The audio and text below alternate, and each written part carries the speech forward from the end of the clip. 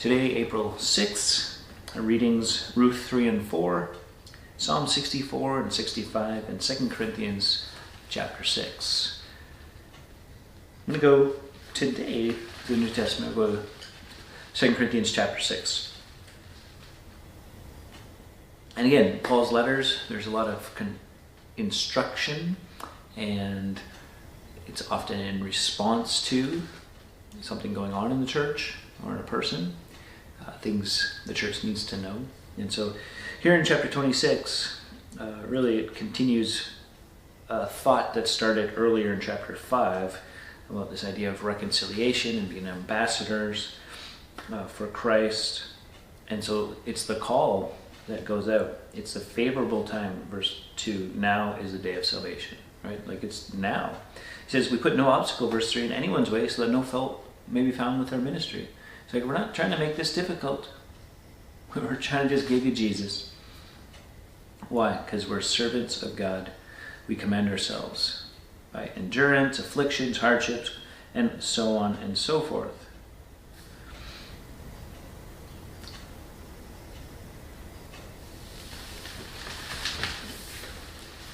Whenever we try to put things in the way of people following God. See, that's what Paul's doing. He says, look, there's nothing that we're doing here that is, we're willing to go through things. And even when we go through things, it's so that the gospel still goes forward.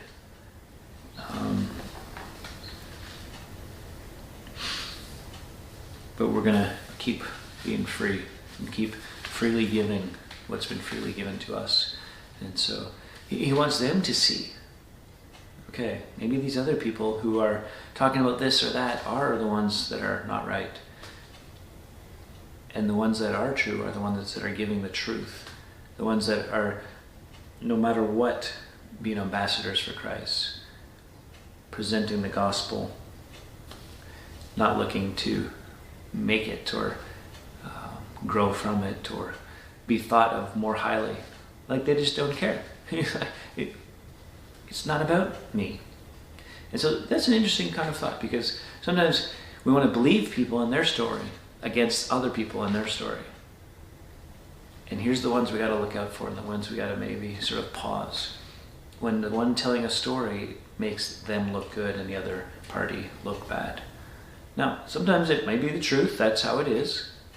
But other times, you might go, usually there's more to the story. And so Paul's walking through these things in regard to the faith, in regard to salvation. It's like, we put nothing in your way.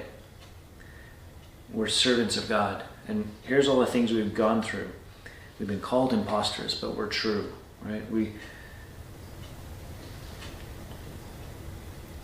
rich, but we're poor, because we're just about Jesus. That's what our lives are to be about. Well, he continues, interestingly, and it sort of shifts. In verse 14, it says, do not be unequally yoked with unbelievers. What partnership has righteousness with lawlessness? What fellowship has light with darkness? What accord has Christ with Belial? What portion does a believer share with an unbeliever? What agreement has the temple of God with idols?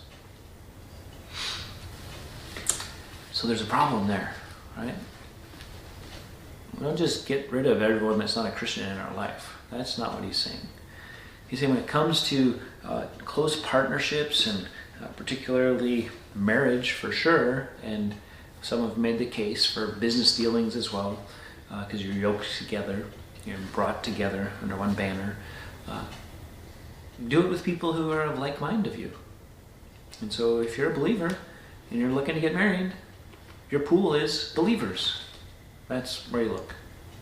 That's where you wait for. You say, well, they're really nice. Not a believer. If you're into business and you're thinking of a partnership with someone, you're like, well, the only way it's going to work is with this guy. And you're going to have different value systems, different things, and how you go about things, and time off, and ways you want to spend with your family, because that's a high priority for a child of God. And maybe that other person won't. So just don't. Light and dark don't mix. Light invades the darkness. Interesting things to think about today. Till next time, keep growing little by little.